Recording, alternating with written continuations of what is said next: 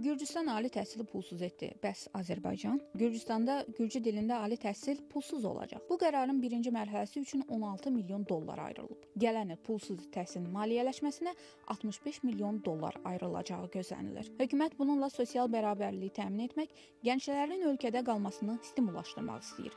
Azərbaycanda isə həm dövlət hesabına, həm də ödənişli əsaslarla ali təhsil almaq mümkündür. 2025-26-cı tədris ilində ali məktəblərə qəbul daha çox ödənişli yerlərlə olub. Ali təhsil ocaqlarında illik təhsil haqqı ortalama 2000-3000 manatdır. Daha ucuz və daha bahalı fakültələr də var. Məsələn, ötən il Azərbaycan Tibb Universitetində illik təhsil azı 5000 manata başa gəlib.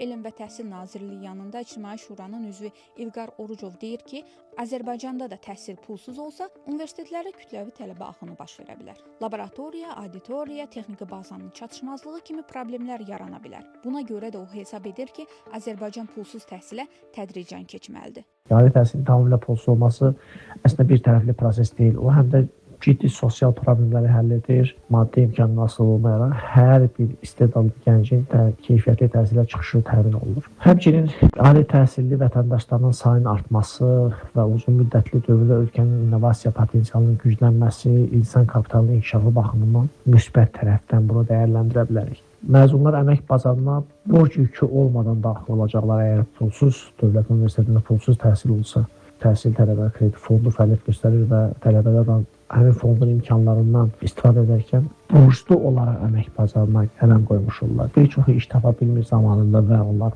həmin borcu qaytarmaqda təbii ki, necə olacaq? Bu da sualdır.